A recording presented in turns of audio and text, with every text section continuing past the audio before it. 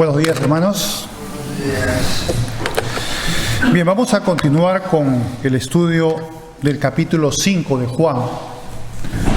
Terminar con el episodio que vimos el domingo pasado, de esa curación milagrosa en el estanque de Betesda. ¿Qué sucedió luego?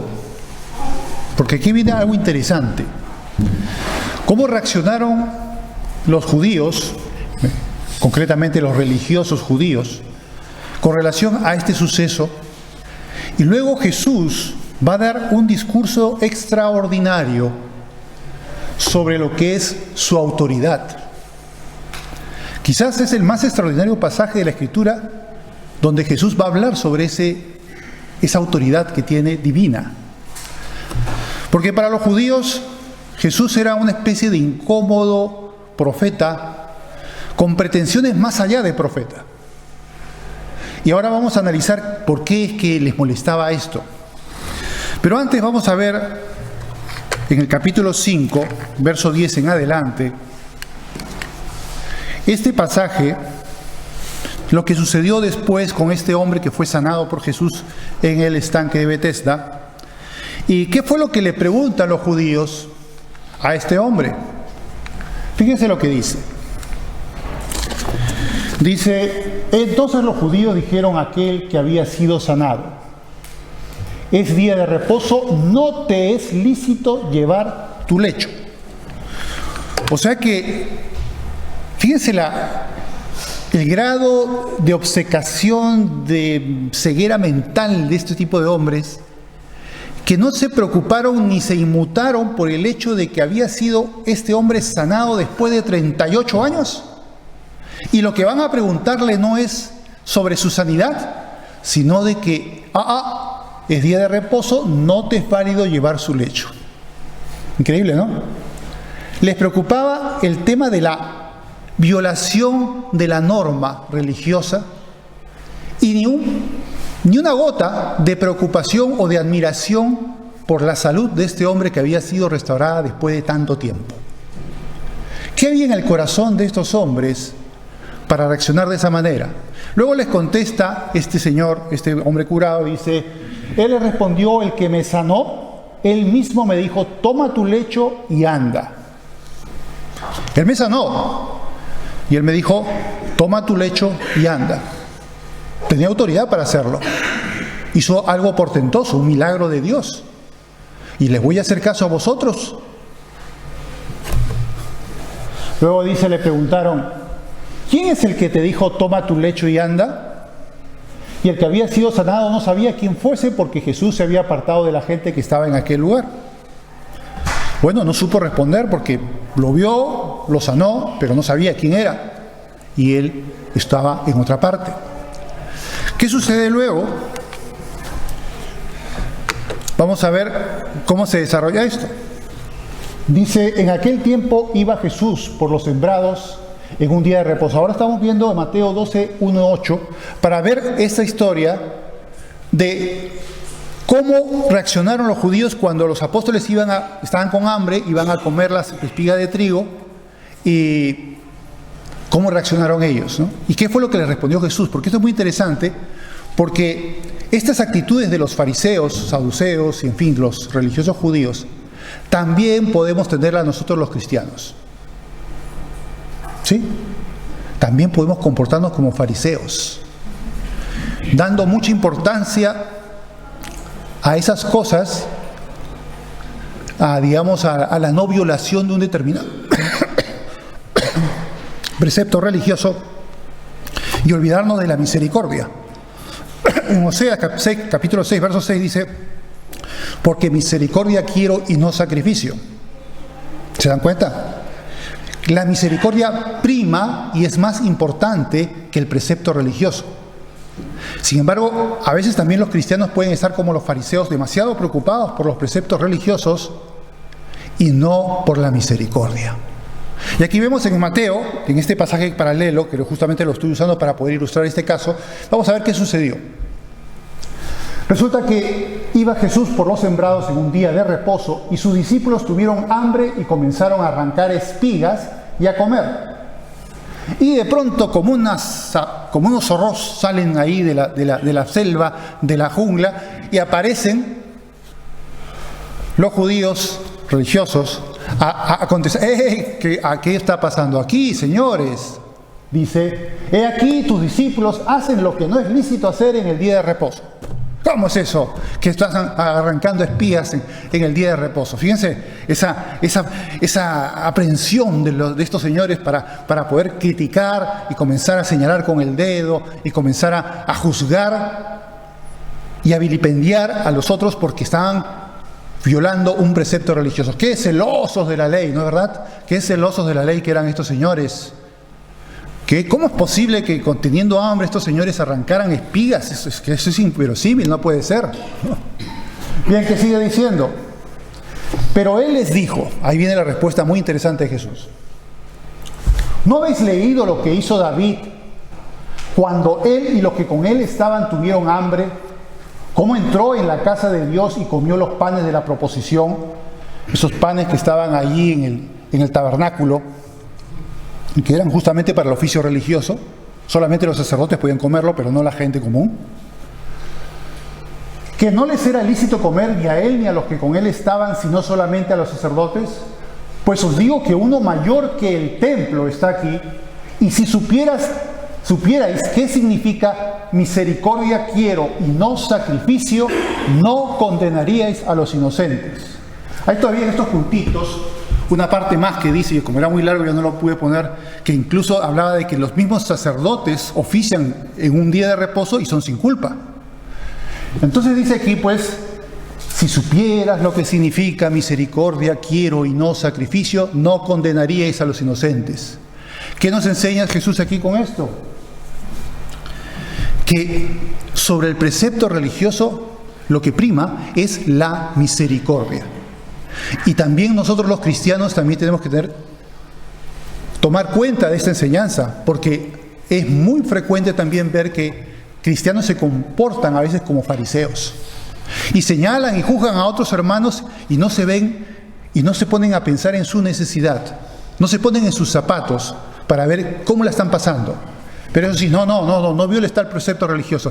Quizá podría hablar de algunos ejemplos, pero ya mencionaré más adelante algún ejemplo, no hoy día, pero sí lo mencionaré. Pero esto es importante: misericordia quiero, dice el Señor, y no sacrificio. Sobre encima de tus percepciones religiosas está tu amor por el prójimo, tu amor por tus hermanos, tu misericordia. Eso debe primar. Y eso es lo que hizo Jesús. Dijo: aquí hay alguien más importante, ¿no? Estaba el Hijo de Dios, Dios mismo, el Todopoderoso, les estaba dando luz verde para que comieran de las espigas sin ningún problema. Pero los judíos estaban preocupados por el celo del día de reposo y se los prohibieron. Bien, vamos a continuar en lo que sigue diciendo en Juan. Solamente este verso. Después le halló Jesús en el templo al que había sido sanado y le dijo: mira, has sido sanado, no peques más para que no te venga alguna cosa peor. Aquí luego acompaño con otra cita para dar un ejemplo, pero aquí nos enseña algo. Evidentemente este hombre tenía ese problema durante 38 años como parte de un juicio de Dios, como una disciplina divina por su pecado. No sabemos qué pecado era. Ahora, es importante entender de que no toda enfermedad que podamos padecer en la vida significa que es porque es de un pecado. Puede ser como no puede ser. También hay dificultades en la vida que pueden ser disciplina de parte de Dios y otras que no lo son. O sea, que tengamos cuidado de no tampoco señalar: ese está enfermo, ¿qué habrá pecado? Como los amigos de Job, ¿se acuerdan? Si Job está padeciendo esto, ¿será por qué habrá hecho este sinvergüenza por ahí en secreto y por eso le está pasando eso, ¿no? Ese tipo de juicio hay que retirarlo, eso no es correcto. No podemos juzgar a las personas por lo que le sucede a la persona. Hay personas muy atribuladas que están siendo probadas por Dios y Dios tiene propósitos en esa tribulación. No significa que estén siendo disciplinados. Y también, por supuesto, hay circunstancias que son disciplina de Dios, tanto enfermedades como dificultades en la vida, pero lo que sí puede marcar la diferencia es que cuando somos disciplinados por Dios nos vamos a dar cuenta de ello. No es que no te vayas a dar cuenta, porque Dios sería torpe de parte de Dios disciplinarte de tal manera que tú no te dieras cuenta de que es la disciplina por algo que has hecho. ¿Se dan cuenta? Va a haber un esclarecimiento porque es parte, justamente, si no, no tendría sentido la disciplina, si no te dieras cuenta que es disciplina de Dios. Por eso, si no hay nada que diga que es una disciplina de Dios, es una prueba por algún otro motivo. Dios sabe cómo usar las pruebas y las situaciones difíciles para forjarnos y para llevarnos a cosas buenas, porque también a los que aman a Dios todas las cosas les llevan a bien, a los que conforme a su propósito son llamados. Es una promesa de Dios. O sea que incluso todas estas cosas son para bien. Y vamos a ver que esa disciplina también es para bien. Incluso cuando es disciplinado, al que Dios tiene por hijo, lo disciplina. Al que ama, disciplina. Por lo tanto, también es algo positivo. Incluso aunque sea enfermedad, aunque sea alguna dificultad que podamos padecer en la vida, tiene un fin positivo, beneficioso, al fin y al cabo. Y dice, no peques más porque no sea que Dios te tenga que disciplinar más fuerte aún. No sea que te venga algo peor. Ahora vamos a ver este caso de Corintios, de 1 Corintios, capítulo 11, que lo hemos oído muchas veces a la hora de instituir la cena del Señor. Y es la advertencia de Pablo con relación a aquellas personas que pecaban por no reconocer lo que estaban haciendo debidamente en la cena del Señor. Vamos a leer lo que dice este pasaje. Dice, porque el que come y bebe indignamente en la cena del Señor, sin discernir el cuerpo del Señor, juicio come y bebe para sí. Por lo cual hay muchos enfermos y debilitados entre vosotros y muchos duermen. No se está refiriendo al sueño nocturno, sino están muertos. Hasta eso puede llegar la disciplina de Dios, ¿sí? Si pues nos examinásemos a nosotros mismos, no seríamos juzgados, mas siendo juzgados somos castigados por el Señor para que no seamos condenados por el mundo. O sea que al final, como pueden verlo aquí, es por el bien de nosotros. Por eso dice, para que no seáis condenados con el mundo. Tengo que disciplinarte para que no seas condenado. Incluso hay disciplina que puede llegar hasta la muerte. Pero no significa que haya perdido su salvación. Pero hay disciplina que puede llegar hasta la muerte. Eso es bíblico. Ananías y Zafira, por ejemplo, fueron disciplinados con la muerte. No perdieron su salvación, pero fueron disciplinados con la muerte.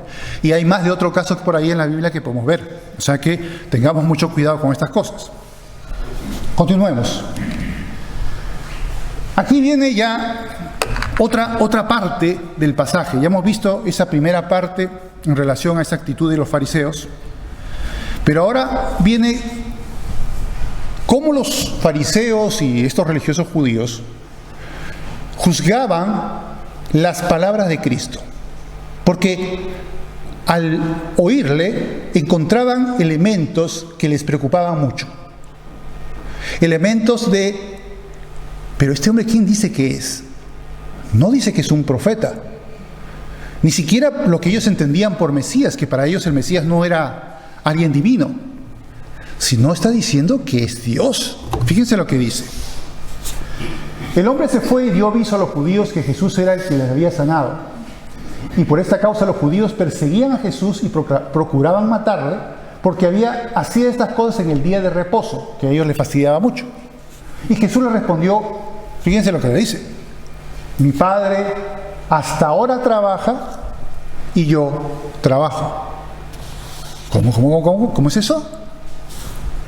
Dice, por esto los judíos aún más procuraban matarle, porque no solo quebrantaba el día de reposo, sino que también decía que Dios era su propio Padre, haciéndose igual a Dios. Curioso, ¿no? Mi Padre trabaja y yo también trabajo. Mi Padre, no decía nuestro Padre. Si hubiese dicho nuestro Padre, se hubiese entendido otro tipo de hijo. No, está hablando del Hijo unigénito del Padre. ¿Se dan cuenta de la diferencia? No es cualquiera, está hablando de alguien que tiene comunión íntima con Dios y que es, por tanto, Dios. Porque Dios mismo es su propio Padre. No un Padre putativo como seríamos nosotros como hijos de Dios, que somos adoptados. No, su Padre en sustancia y esencia es Dios mismo. Y eso lo entendían muy bien. Lástima que los testigos de Jehová no lean bien esta parte y no lo entiendan, ¿no? Que no entiendan que aquí está Jesús anunciando su autoridad divina. Y lo va a seguir haciendo en un discurso más profundo, que vamos a ver a continuación, donde va a poner una serie de elementos que arman toda esa estructura de su autoridad divina, de una manera categórica y contundente. Vamos a ver el siguiente. Dice, respondió entonces Jesús y les dijo, de cierto os digo, no puede el Hijo hacer nada por sí mismo, sino lo que ve hacer al Padre, porque todo lo que el Padre hace, también lo hace el Hijo igualmente.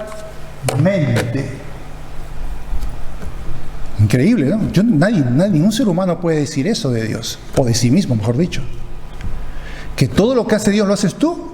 Por supuesto que no. Pero aquí Jesús está con palabras mayores, diciendo que lo que Él hace es lo mismo que hace el Padre, y lo que hace el Padre es lo que Él hace. Eso son palabras mayores. Luego dice, porque el Padre ama al Hijo y le muestra todas las cosas que Él hace, y mayores obras que éstas le mostrará, de modo que vosotros os maravilléis. O sea que iban a ver en Jesús el poder de Dios en toda su gloria, porque no iba a haber ni un porcentaje de la gloria de Dios que le faltara a Cristo, porque todo lo que Cristo hace, lo hace Dios, y todo lo que hace Dios Padre, lo hace Cristo.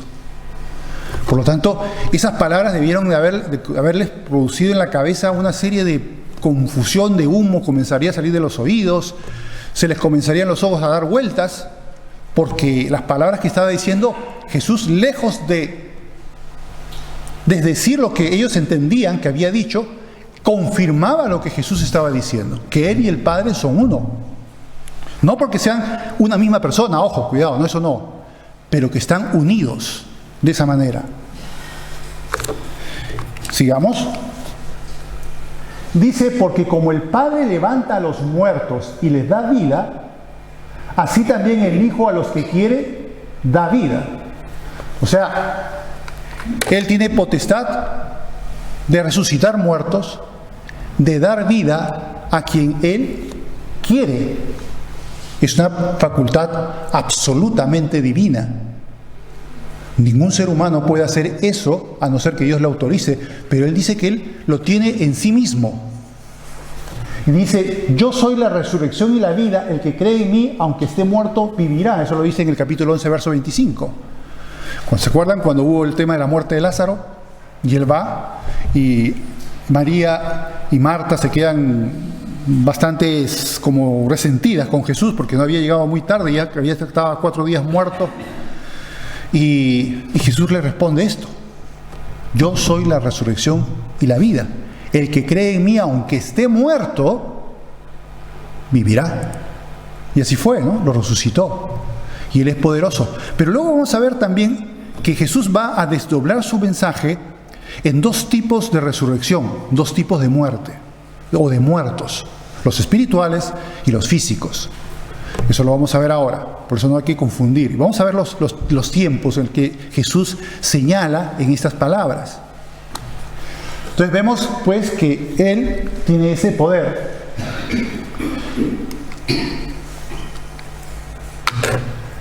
Fíjense lo que dice ahora en el verso 22 y 23. Porque el Padre a nadie juzga, sino que todo el juicio dio al Hijo para que todos honren al Hijo como honran al Padre, y el que no honra al Hijo no honra al Padre que le envió. ¡Bum! Otro golpe allí fuerte. Más todavía está poniendo Jesús. Dice que la facultad de juicio dio el Padre al Hijo sobre la humanidad. Una cosa muy importante que hay que entender sobre el término juicio en la Biblia es que involucra 2 tipos de conceptos. Uno, el juicio de juez, administrador de justicia, Y el otro es gobernante, es decir, la facultad de gobernar. En la antigüedad, en el tiempo de los jueces, por eso le llamaban jueces, no solamente impartían justicia, sino gobernaban a Israel. Por lo tanto, el término juzgar es doble, en el sentido de que implica juicio y implica gobierno. ¿Han entendido bien? Esas dos cosas implican. O sea, Jesús tiene la facultad no solamente de juzgar a la humanidad, a los cristianos, a los que son salvos, en el tribunal de Cristo, y en el juicio final a los que no son salvos, en dos instancias distintas. Tiene la facultad de juzgarles, pero también la facultad de gobernar a la humanidad. Todavía físicamente no está gobernando Cristo a la humanidad, es parte del futuro. ¿No? Eso sucederá en el futuro. Vendrá Jesús y gobernará. Será juez y gobernador de la humanidad. Pero todavía eso no ha sucedido. Pero son facultades que Dios ya le dio a Jesús. Y en su debido tiempo se van a realizar. Ahora, ¿qué nos dice Filipenses? Filipenses nos va a dar un refuerzo sobre esta idea. Pero antes de leer Filipenses, no quiero olvidar otro punto importante. Y esto sí, se me estaba pasando. Aquí hay algo también que nos enseña. Dice, en la segunda parte del verso dice, el que honra al Padre, honra al Hijo, y el que honra al Hijo, honra al Padre. Lo digo porque hay creyentes que piensan que si oran a Jesús, el Padre se va a molestar, se va a poner celoso, ¿no? Uy, pues estás orando por Jesús y no estás orando a mí. Porque claro, el Señor nos enseñó que en el Padre Nuestro, que oramos al Padre, a Dios Padre, ¿no? Y algunos pueden decir, no, es que a Jesús no se puede orar. No se le puede orar sino solamente al Padre. Tengan cuidado con ese tipo de ideas. Porque si estás pensando eso, y quítatelo de la cabeza, estás degradando a Jesús. Aquí bien claro está diciendo Jesús, el que honra al Padre, honra al Hijo, y el que honra al Hijo, honra al Padre. O sea, tú puedes verdaderamente orar a Jesús, porque Jesús es Dios. Y en el momento en que tú oras a Jesús, también estás honrando al Padre. Y cuando oras al Padre, también estás honrando a Jesús. O sea, no te hagas problemas de que uno se va a poner celoso. Si oras a Jesús, el Padre se va a poner celoso. Si oras al Padre, Jesús se va a poner celoso. No importa. Ya sea que ores a Jesús o ores al Padre, eso es válido. No te hagas esos problemas. Hay gente incluso que tiene una bola en la cabeza con ese tema. Pero es muy peligroso irse por esos terrenos, porque si tú dices que no puedes orar a Jesús, algo que en la iglesia y en el Nuevo Testamento se ve, entonces estás diciendo pues que Jesús es como una deidad inferior al Padre. Y eso teológicamente es un gravísimo error. Es más, estás deshonrando a Cristo, y si deshonras a Cristo, deshonras al Padre. O sea que si hay por ahí esa idea en la cabeza, por favor, échala totalmente, que sí se puede. Ahora, por supuesto que cuando oramos al Padre en el nombre de Jesús. Esa es la forma común, pero no significa que no podamos orar a Jesús también. Ahora, también hay algunos por ahí que, por ejemplo, una vez leí un librito que decía oración al Padre, oración al Hijo y oración al Espíritu Santo, ¿no?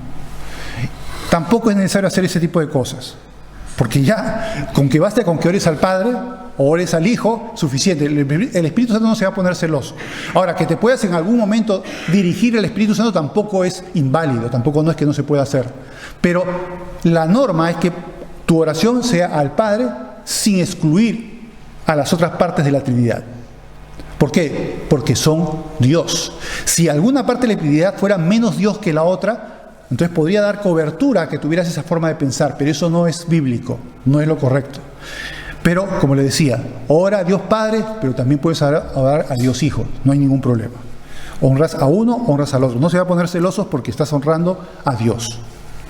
Bien, ahora vamos a ver qué dice Filipenses capítulo 2, verso 9 al 11. Dice, por lo cual Dios también le exaltó a Jesús hasta lo sumo. Es lo que había estado leyendo José Luis al principio, ¿se recuerdan? Ese pasaje que habla que Él se humilló hasta la muerte y muerte de cruz, se despojó a sí mismo, ¿no? Que Él siendo Dios se hizo hombre, ¿no? Y fue a la cruz, algo tan terrible. Y por eso dice que Dios Padre lo exaltó hasta lo sumo y le dio un nombre que es sobre todo nombre, para que en el nombre de Jesús se doble toda rodilla de los que están en los cielos y en la tierra y debajo de la tierra, y toda lengua confiese que Jesucristo es el Señor, para gloria de Dios Padre. Hasta los más recalcitrantes ateos y enemigos de Dios un día tendrán que arrodillarse ante Jesucristo. No se va a escapar absolutamente nadie. Ninguno que lo ha negado, ninguno que lo ha atacado, ninguno que lo ha vilipendiado, que ha hecho todo lo posible para que la gente no crea, va a evitar comparecer ante Jesucristo y tener que arrodillarse y confesarle. Aunque ya esté perdido, pero va a tener que reconocerlo.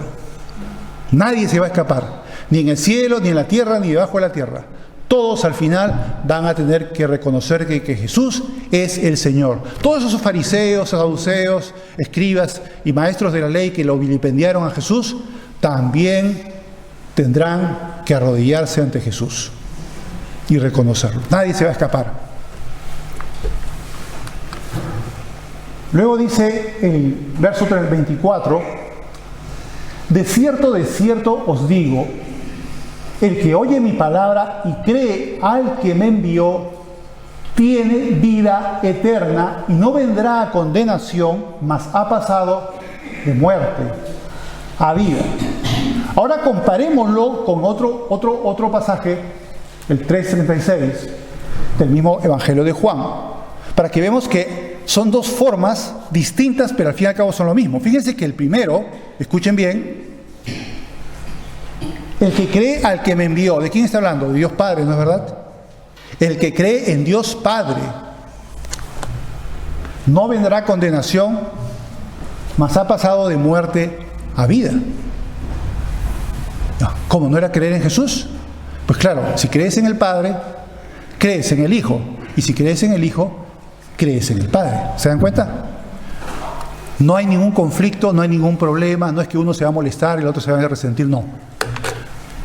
Van unidos. Creer en Jesús es creer en Dios Padre. Creer en Dios Padre es creer en Jesús. Si alguien dice que cree, como hay algunas religiones por ahí, que cree en Dios Padre pero no cree en Jesús, pues esa fe es absolutamente nula, no sirve para nada. No tiene ningún efecto salvatorio, salvífico, vamos a decirlo de la palabra más correcta. No tiene ningún poder. ¿Por qué? Porque si no cree en Jesús, tampoco va a creer debidamente en Dios Padre. Así de claro.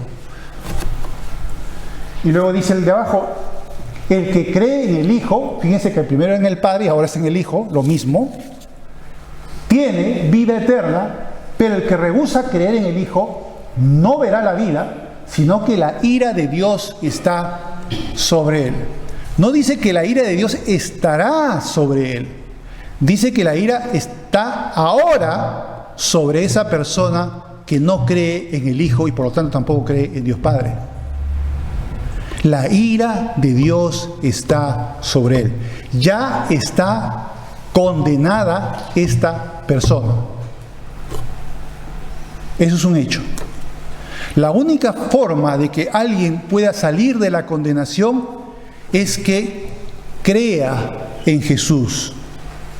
Y al hacerlo en Dios Padre, el que le envió a Jesús. De esa manera, esa fe podrá salvar su alma. Mientras eso no suceda, no hay perdón ni salvación. Y esa persona está bajo la ira de Dios y ya está en condenación. Eso es inevitable. Ahora vemos el verso 25. Dice así. Ahora vamos a ver los tiempos verbales. De cierto os digo, viene la hora y ahora es. No dice será mañana. Cuando los muertos oirán la voz del Hijo de Dios y los que lo oyeren vivirán. Versos más abajo, si lo notan, va a hablar de la resurrección. Pero la pregunta es, ¿en este pasaje está hablando Jesús de la resurrección? ¿Sí o no? ¿Qué dice ahí? Viene la hora y ahora es. Se refiere al tiempo actual de donde está hablando Jesús. No se refiere a la época venidera, siglos después. Ahora, Cuando los muertos oirán la voz del Hijo de Dios y los que lo oyeren vivirán. ¿A qué muertos se está refiriendo Jesús? ¿A los muertos físicos o a los muertos espirituales que tienen que oír la palabra de Cristo para ser salvos? Está hablando no de los muertos físicos, está hablando de los muertos espirituales. ¿Recuerdan esa parte en que Jesús dijo, deja que los muertos entierren a los muertos? Obviamente está refiriendo a los muertos espirituales que entierran a los muertos físicos. Porque todo aquel que no ha recibido a Jesús en su corazón, que no ha creído en Él, está muerto. Y lo que necesita ese muerto es oír la voz de Jesús. No solamente no es oír un fonema, un audio, no, es oír con el corazón lo que Cristo dice para creer en Él y para poder recibirle y ser salvo. Eso es lo que necesita. Oír la voz con fe de Jesús para ser salvo. Eso es lo que está diciendo aquí en este verso. Y los que la oyeren vivirán. Los que la oyeren porque creyeron en Jesús, creyeron en su palabra, en esa agua viva de la palabra de Cristo. Y eso hace que puedan ser alimentados y puedan recibir la salvación y la vida eterna. Vemos ahora dos pasajes que nos ayudan a entender o reafirmar que esta interpretación es correcta. Bien, vamos a ver al primero de ellos, que está en Efesios 2:1. Fíjense que categóricamente lo dice Pablo. Dice, y Él os dio vida a vosotros cuando estabais muertos en vuestros delitos y pecados.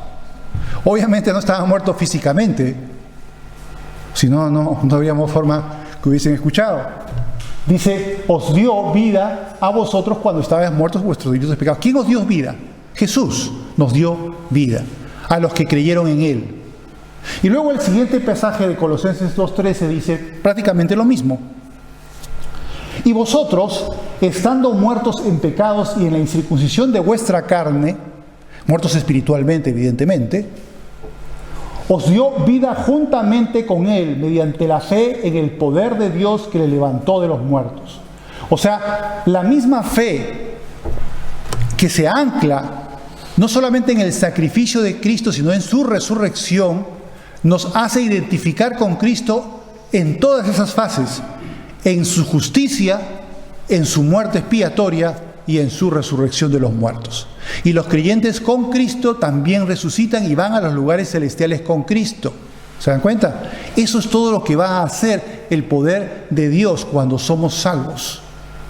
Y por lo tanto, estábamos muertos, no físicamente, sino espiritualmente, y a eso se refiere pues Juan en ese verso.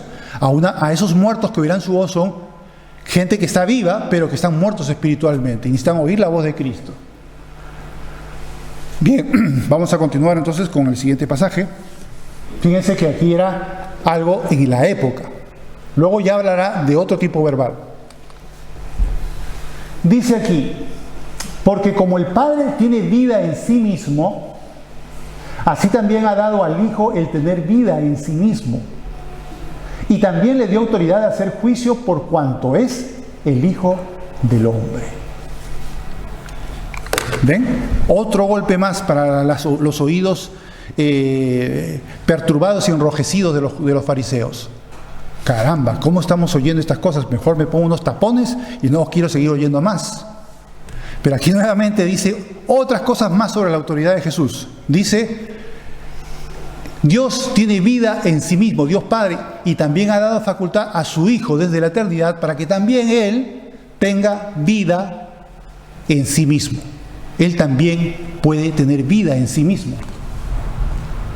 Y también, aparte de esa facultad, le dio la capacidad de hacer juicio, que es lo que ya habíamos visto también antes. De hacer juicio por cuanto es el Hijo del Hombre. Ahora, esto del Hijo del Hombre, ¿de dónde sale este término mesiánico? Porque es un título mesiánico, no dice un Hijo del Hombre, eso seríamos nosotros. No, Él es el Hijo del Hombre. Esto sale del Evangelio, del libro de Daniel, donde él ahí dice que vio a alguien como el Hijo del Hombre, ¿no? Es una forma que tenía Jesús un poco críptica, un poco, podemos decirle, no aparatosa, no evidente, de título mesiánico, de que él no era pues cualquier profeta de Dios, que él era el Mesías y también que él era Dios. Por eso es el Hijo del Hombre.